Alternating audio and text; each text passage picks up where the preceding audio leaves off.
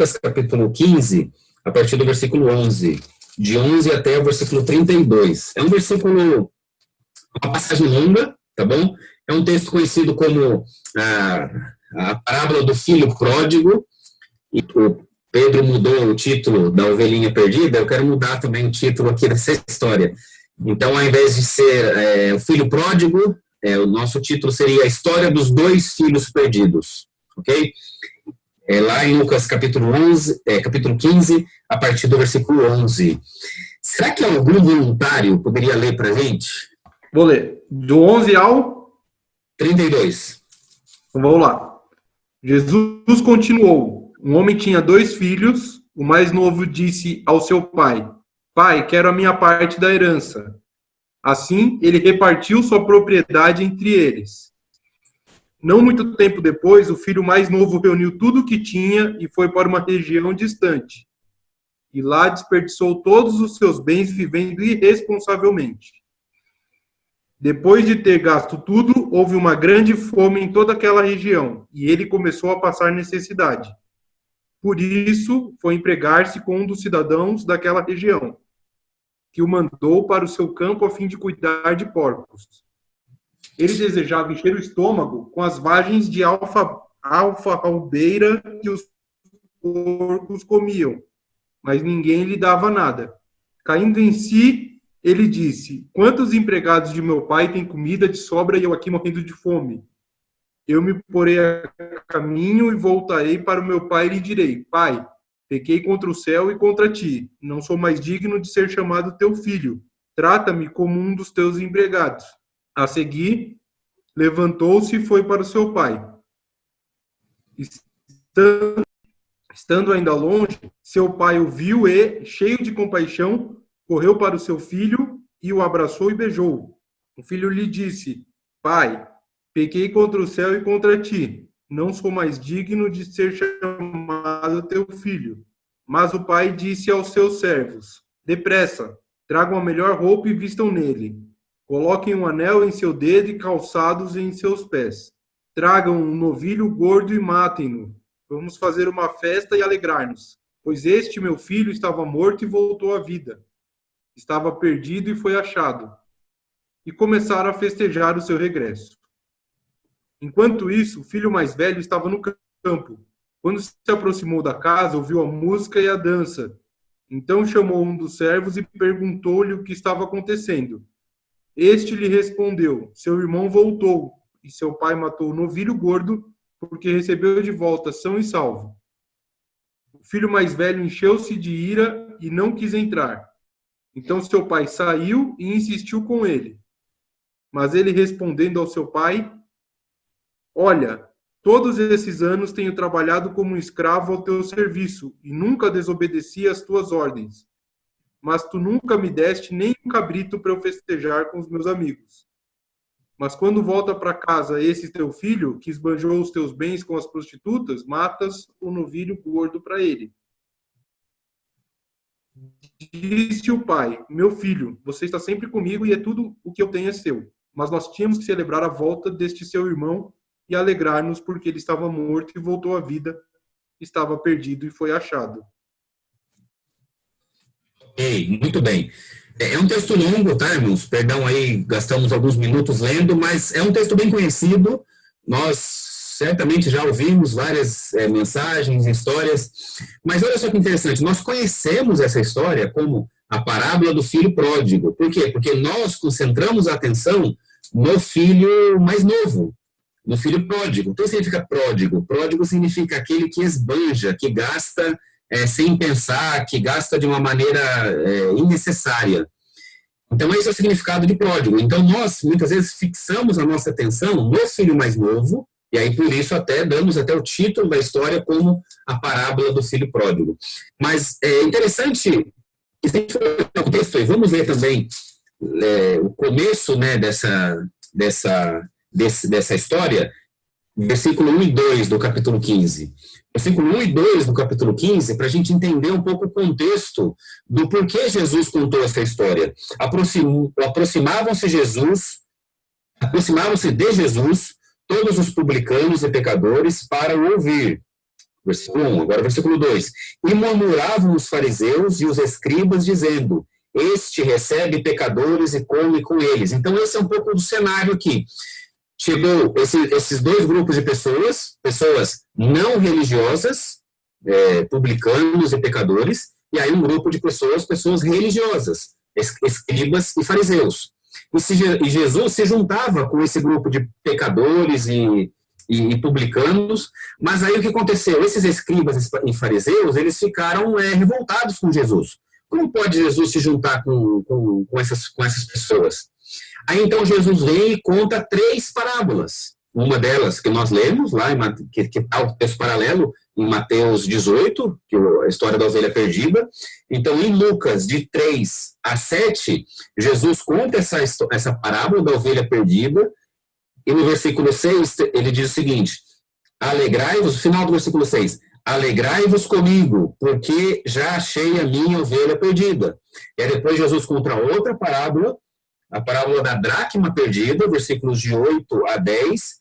Final do versículo 9, Jesus diz o seguinte: alegrai-vos comigo, porque achei a dracma que eu tinha perdido.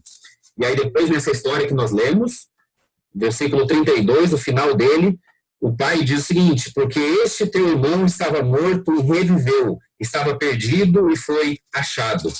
Então, esse grupo de religiosos, escribas e fariseus, começam a questionar a Jesus. Então, Jesus vem contra essas 3 parábolas, e que são 3 parábolas que têm mais ou menos a mesma ideia, dizendo que haviam algumas pessoas que estavam perdidas, mas essas pessoas foram resgatadas. E nós não devemos ficar questionando e ficar bravos, irados. Não, pelo contrário, nós temos que nos alegrar com isso. Então, Jesus, ao contar essa história do filho pródigo, que é assim que nós conhecemos, possivelmente Jesus não queria que nós fixássemos a atenção no filho mais novo.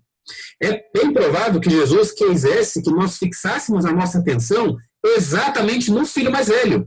Por quê? Porque existem 3 personagens aqui nessa história: o pai, o filho mais novo e o filho mais velho, os 3 personagens principais. Rapidamente a gente consegue identificar quem são esses personagens. O pai representa Deus nessa história. Nós não precisamos fazer nem muitos esforços. O pai é Deus nessa história. E agora nós temos um filho mais novo e temos um filho mais velho. Existe uma conexão direta do filho mais novo com esse grupo dos não religiosos que estavam ouvindo a história de Jesus, que eram os pecadores e publicanos. E aí tinha um outro grupo, o grupo dos religiosos, os fariseus, os escribas, e nós vemos uma conexão direta desse grupo com o filho mais velho, tá bom? Então, é interessante a gente observar isso. Então, todo detalhe que a gente estiver falando da história, nós temos que pensar, tudo que nós olharmos do filho mais velho, o filho mais velho tem uma conexão direta com os escribas e fariseus.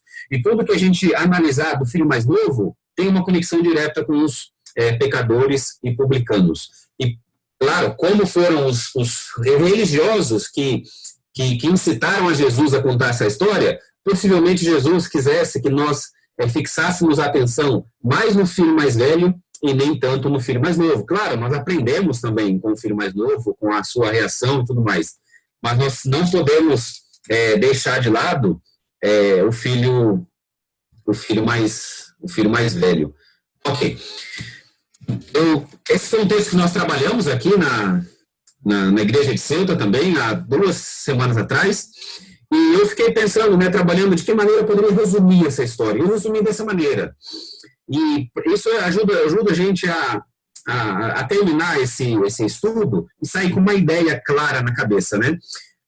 Aquele que caminha com Deus deve fazê-lo de todo o coração e sempre alegrando-se e envolvendo-se com o regresso daqueles que estão perdidos. É uma proposição um pouquinho longa, mas nos ajuda a entender. Aquele que caminha com Deus deve fazê-lo de todo o coração e sempre alegrando-se e envolvendo-se com o regresso daqueles que estão perdidos. Eu quero pensar nesses três personagens, o pai, o filho mais velho e o filho mais novo, eu quero analisar algumas características de cada um deles, ok? Rapidamente, eu só quero destacar aqui duas características do pai. Então, o pai quem é? O pai é Deus. O nosso Deus é esse que possui esse amor sacrificial. É interessante olhar no versículo 12, o mais moço deles disse ao pai, pai, dá-me a parte dos teus bens que me cabe. E ele lhes repartiu os haveres. Aqui na revista atualizada, os haveres. Essa palavra haveres é a palavra bios. Você já deve ter ouvido, claro, em algum momento, que essa palavra bios significa vida. E é interessante isso, que o filho mais novo, quando ele chega e pede isso para o pai, ele está pedindo a própria vida para o pai. Então, o pai, como que ele vai repartir a herança? É interessante isso, porque repartir herança é algo normal, é algo comum. Todas as famílias, praticamente, né, aqueles que possuem herança, alguns não possuem nada para repartir, mas para essas famílias que possuem herança, é normal repartir herança entre os filhos. Mas, claro, o que é estranho aqui? Que o pai está vivo ainda. Né? Como é que o pai vai repartir a herança agora? Então, ele não tinha poupança no Banco do Brasil, ele não pensou, bom, então eu vou olhar a minha poupança, eu tenho lá 100 mil reais. O filho mais novo, talvez, receberia 1/3 da herança, e o filho mais velho, 2/3. Então, eu tenho 100 mil reais na minha poupança, 33 mil, toma, está aqui para você. Não, ele teve que vender suas propriedades, ele teve que desfazer das suas coisas, ele teve que abrir mão de, nós não sabemos quantos filhos eles tinham, mas se tivesse só os dois, ele teve que abrir mão de 1/3 da sua própria vida para dar isso para esse filho mais novo. Então, essa é uma característica de nosso Deus. Deus é assim, ele nos enviou Jesus Cristo, ele nos ama de uma maneira sacrificial. E eu quero gastar alguns minutos aqui observando um pouco essa outra característica do pai. O pai possuía uma atitude completamente diferente de qualquer outro pai da época. A gente precisa entender um pouco como era a visão das pessoas dessa região, especialmente. Nós olhamos em Gênesis capítulo 3 que o pecado entrou no mundo, certo? O pecado entrou no mundo e o pecado trouxe 3 consequências diretas para a humanidade. Adão e Eva, eles reconheceram que eles tinham pecado, eles perceberam que eles estavam nus, então a ideia de culpa entrou diretamente na cabeça deles. Então o pecado trouxe uma culpa muito grande para a humanidade. Adão e Eva eles tiveram medo, então por isso eles se esconderam de Deus. Então a culpa entrou, o medo entrou e a vergonha entrou, tanto que eles taparam, fizeram lá algumas roupas, né, com folhas e se taparam. Então essas 3 consequências diretas do pecado, elas entraram na humanidade, que é culpa, medo e vergonha. Mas o que acontece? Ao longo dos anos, ao passar dos anos, séculos, essas 3 consequências do pecado, elas existem até hoje. Todos nós lidamos com isso na nossa própria vida, com a culpa, com a vergonha e com o medo. Mas o que acontece? Nós observamos isso, e eu estudei isso no Brasil, mas eu não via muito claramente. Mas agora, vivendo aqui e trabalhando, eu consigo ver isso bem claro e é muito nítido isso para mim. Como que ao longo dos anos, as sociedades, os grupos étnicos, eles foram se desenvolvendo e os grupos foram enfatizando uma questão em relação à outra. Então, nós temos uma cosmovisão, que é a cosmovisão da culpa contrastada com a inocência, onde nós vemos as pessoas que são norteadas por essa cosmovisão. O Ocidente foi influenciado diretamente pelo Império Romano. Então, Europa, Estados Unidos, Américas, basicamente, essa ideia de culpa e inocência é o que norteia a nossa cosmovisão, aquilo que a gente caminha a cada dia. Então, para a gente, se nós abrirmos aqui agora, cada um explica aí o Evangelho. Quase todo mundo aqui, eu não sei se tem alguém aqui, algum árabe, algum do Oriente Médio, ou até mesmo algum de um transfundo tribal, mas se todos nós aqui somos América, Estados Unidos e Europa, se nós formos explicar o Evangelho, nós vamos explicar o evangelho de uma maneira legal. Nós estávamos condenados, nós tínhamos a culpa do pecado, e aí Jesus agora nos torna justos. Esse é o nosso contexto. Então, quando eu estudava esses temas no Brasil, eu pensava, mas é assim, todo mundo pensa dessa maneira, mas outras culturas não pensam dessa maneira. E esse pai, ele tinha uma outra cultura, ele tinha uma outra maneira de enxergar o mundo, que é a ideia da vergonha e honra. E nós vemos isso no norte da África e no Oriente Médio. Para o morador do norte da África, do Oriente Médio, a culpa e a inocência existe, ele pensa sobre isso, mas ele é muito norteado, ele é induzido a pensar nessas duas características, honra e vergonha. Por exemplo, quando um muçulmano se converte, ele tem um problema muito grande com a família dele. Por quê? Porque nessa cultura, que é uma cultura norteada pela honra e pela vergonha, eles não tomam decisões individuais, são decisões coletivas, é tudo familiar. Então agora, alguém se levanta e começa a pensar diferente, agora eu rejeitei a fé da minha família, eles não pensam muito em questões de certo ou errado. Essa é uma questão. Na nossa cultura, baseado muito pela culpa e inocência, nós pensamos muito em certo ou errado. Isso é certo, então vou fazer. Isso é errado, então não vou fazer. Por exemplo, no Oriente Médio, no Norte da África, nessas culturas, e era a cultura aqui do público de Jesus, eles não estão tão preocupados em certo ou errado. Eles estão mais preocupados se isso vai ser uma vergonha para eles e para a família, se isso vai ser desonroso ou não para a família. Então, o que é comum? É comum o filho ser expulso de casa, o pai ama o filho, mas como o pai não pode ser desonrado dessa maneira pelo filho, que aceitou, agora é cristão, tem uma nova religião, o pai, mesmo amando o filho, precisa expulsá-lo. Então, nessas culturas, o que você vai ver? Culpa, vergonha, honra e vingança. Então, a vingança ela é muito exigida. Irmãos, nesse contexto aqui da história de Jesus, as pessoas tinham fortemente essa mentalidade da honra e da vergonha. A reação desse filho, o que vocês imaginam? Trouxe ou não uma desonra e uma vergonha terrível para o pai. Nós precisamos entender isso, porque senão nós não entendemos o texto. Porque para a gente, para a nossa cabeça ocidental, nós lemos o texto e pensamos, não é tão forte assim. Um filho chegar para o pai e falar, pai, nem te amo, nem quero mais viver com você, estou indo embora. Dá a minha parte da herança e eu estou indo viver para outro lugar. Na nossa cultura ocidental, porque o respeito para a gente já nem é mais importante. O respeito acabou mudando. Na nossa cultura nem choca tanto. Talvez um pai ocidental falaria, filho, então tá bom, toma, tá aqui seu iPhone, um cartão de crédito para você, sem limites, vai viver sua vida sem nenhum problema. Mas, irmãos, para a cultura da época, foi uma desonra muito grande. Então, por isso que esse pai ele possuía uma cultura, uma maneira de agir completamente diferente de um pai da época. Um pai da época não faria isso com o filho.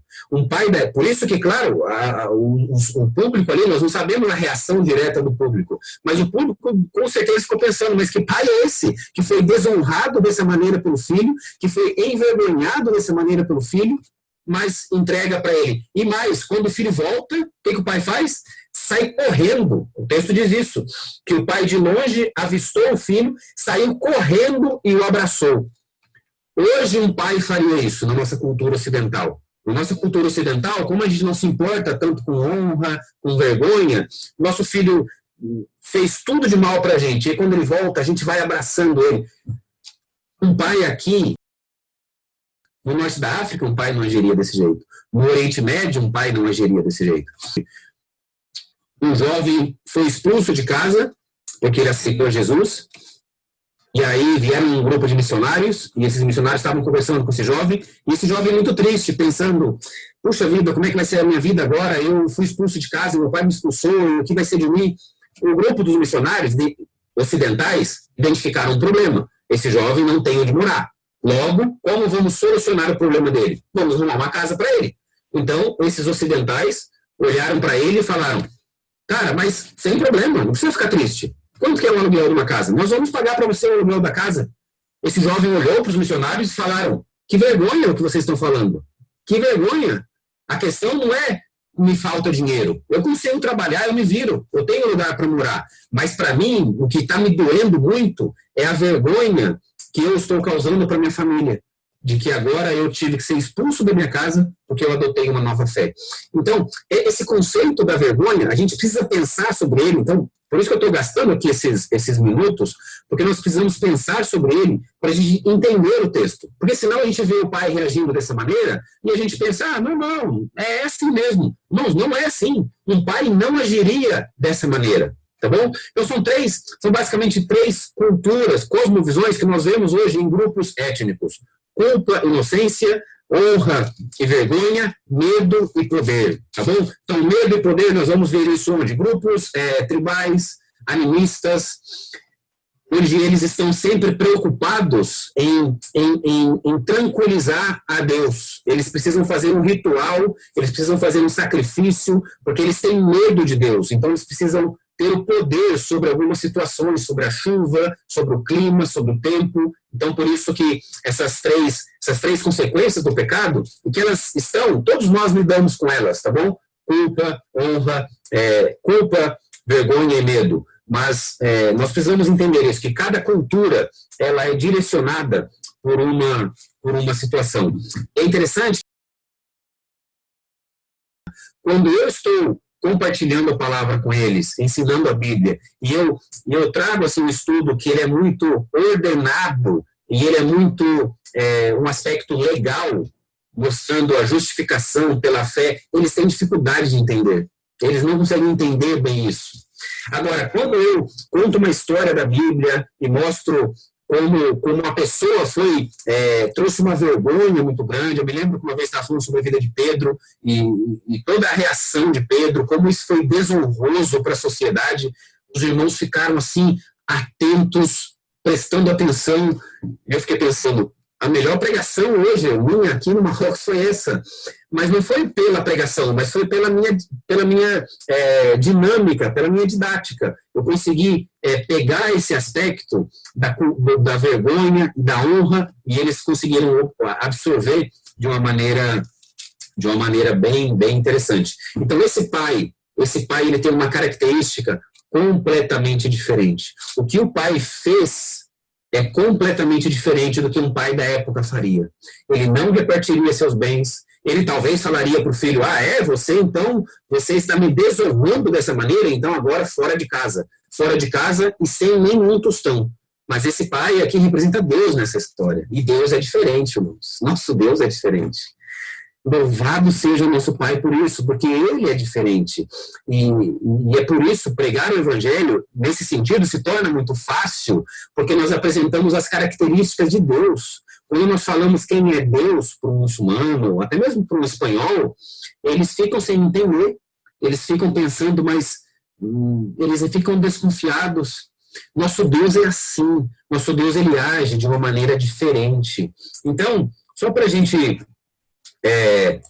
lembrar disso, tá bom? Duas características do pai. Eu não quero colocar nenhuma outra mais sobre o pai, sobre o que é Deus, mas só para a gente lembrar, Deus, o pai, nessa história, ele tem um amor sacrificial, ele possui um amor sacrificial, e ele possui uma atitude completamente diferente de qualquer outro pai da época. Por quê? Porque ele era norteado por essa cosmovisão de vergonha e honra. Agora eu quero pensar aqui nas características do filho mais novo. Olha só o que o filho mais novo faz. O filho mais novo demonstra publicamente a falta de respeito e amor a seu pai.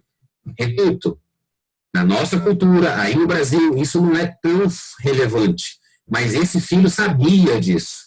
Mesmo sabendo, ele diante de todos, ele chega até o pai, pede a herança do pai e vai viver longe do pai, gastando todo o seu dinheiro, sem pensar Então, essa foi uma falta de respeito, foi uma falta de amor muito grande do filho. O que o filho está fazendo com isso? Ele está demonstrando que ele não quer o bem do seu pai, mas sim os seus bens.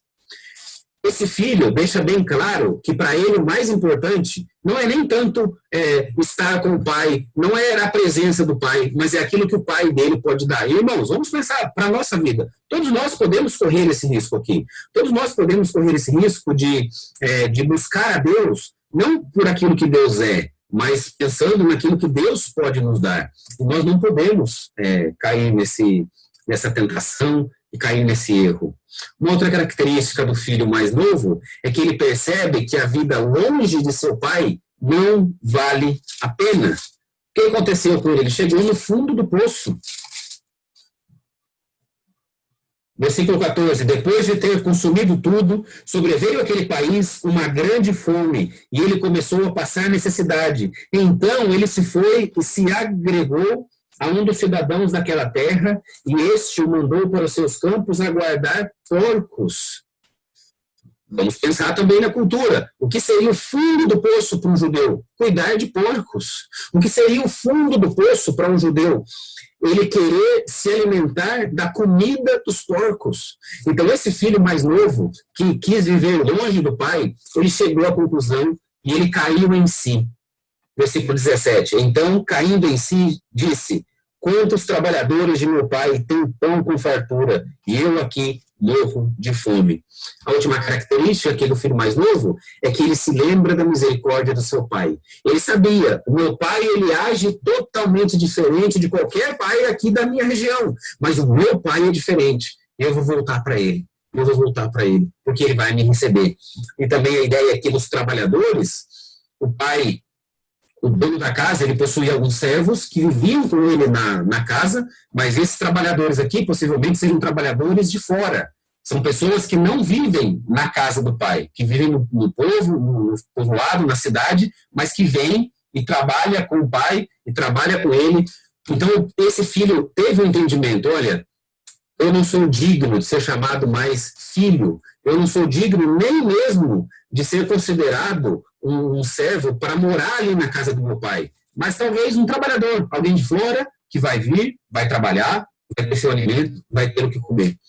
Então, essas são as principais características aqui que eu destaco do filho mais novo. E como eu falei, nós sempre fixamos, na maioria das vezes, fixamos a nossa atenção no filho mais novo, mas nós precisamos também olhar para a reação, para a atitude do filho mais velho. É o que a gente vai fazer agora. Olha só a primeira característica do filho mais velho. Ele demonstra publicamente a falta de respeito e amor a seu pai. Olha só que interessante. É a mesma do filho mais novo. É a mesma do filho mais novo. O filho mais velho está no campo trabalhando, o texto diz isso, e aí quando o filho mais velho se aproxima da casa, o filho mais velho escuta a música, ele vê todo o movimento, ele vê que é uma festa, ele chama um dos empregados e fala: ei, o que está acontecendo aí?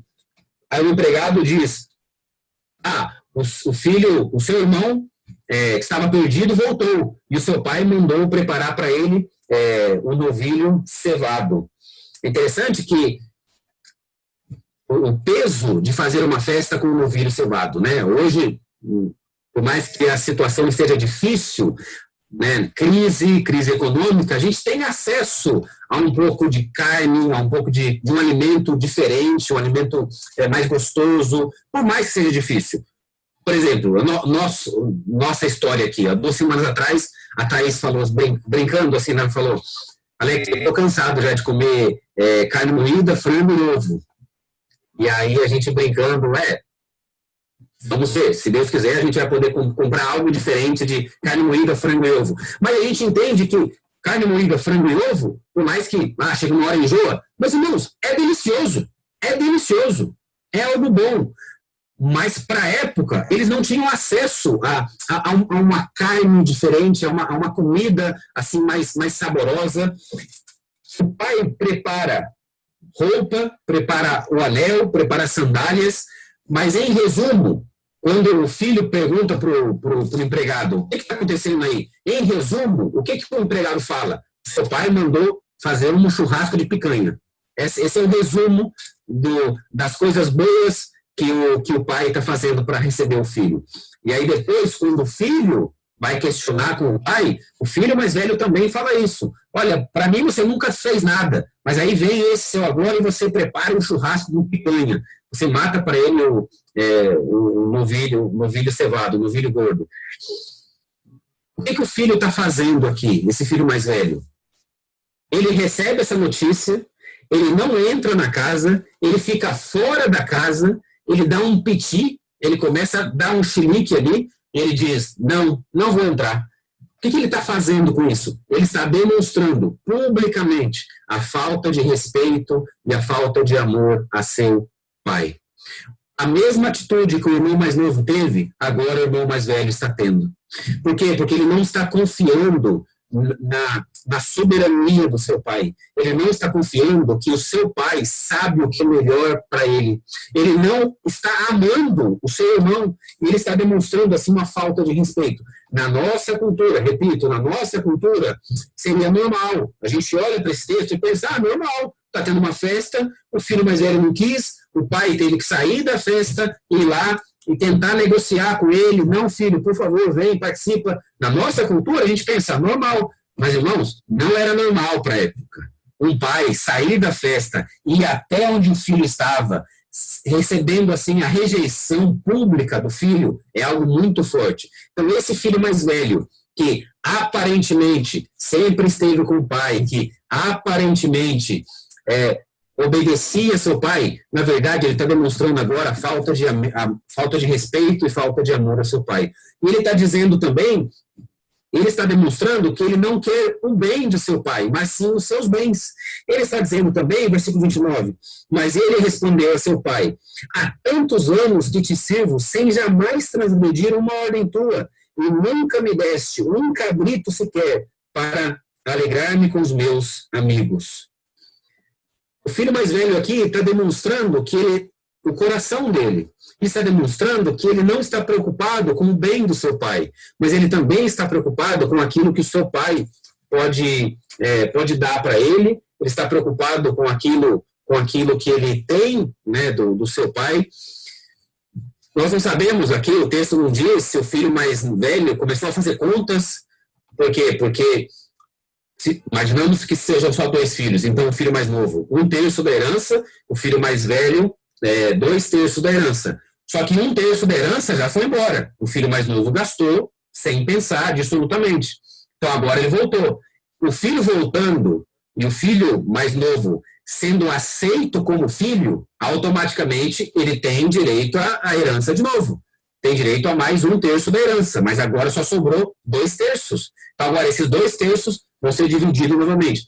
O que está acontecendo aqui? Se você for fazer uma conta rápida, o filho mais novo, que antes tinha 33% da herança, agora passa a ter 55% da herança. Então o filho mais novo deu uma volta no filho mais velho. E agora o filho mais novo, que já gastou 33%, mas ele recebe parte da herança. Então, nós não sabemos se o filho mais velho fez essas contas, se teve tempo, né, para fazer essas contas, mas o filho mais velho está demonstrando aqui que ele não demonstra amor a seu pai. O filho mais velho está demonstrando aqui que ele não está preocupado assim com seu pai.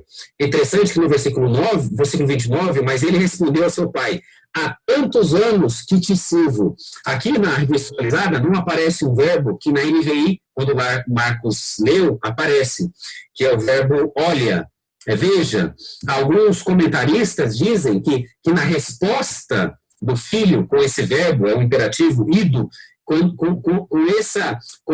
essa maneira de falar, alguns comentaristas dizem que aqui existe também uma falta de respeito muito grande. É como se o filho mais velho estivesse dizendo, veja bem, é como, escuta aqui, um filho hoje pode falar assim com o pai?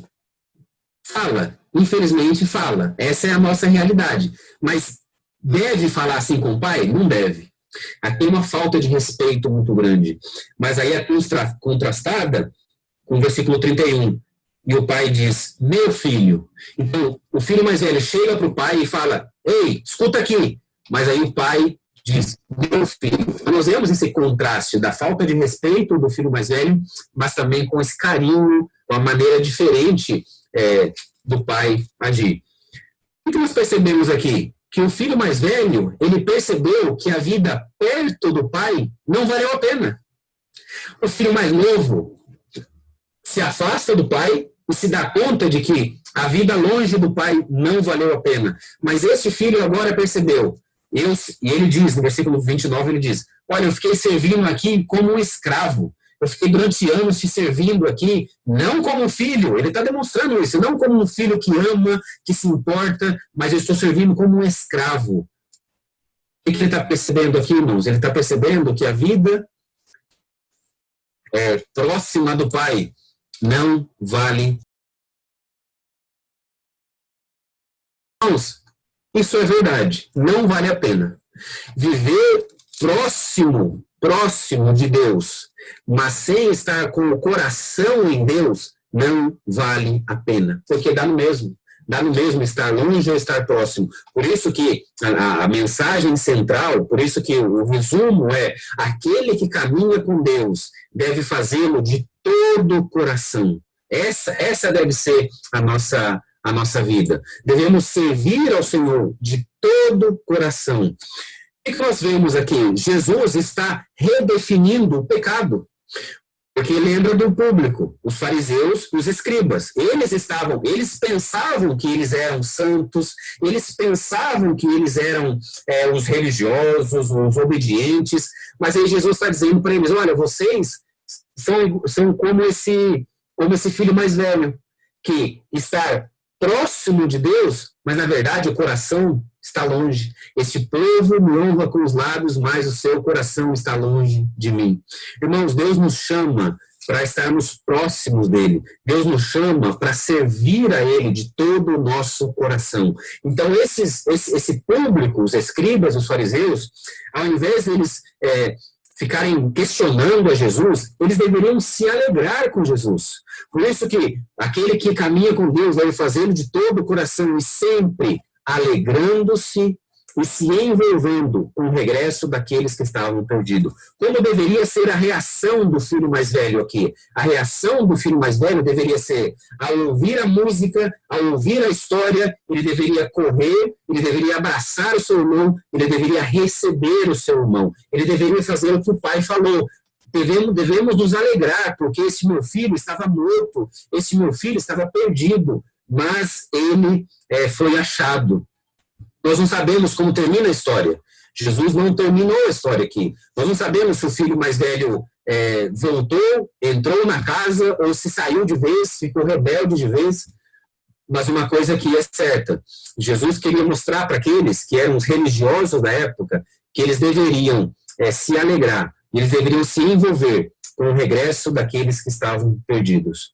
O Filho do Homem veio, isso está lá em Lucas capítulo 19, o Filho do Homem veio buscar e salvar o que estava perdido.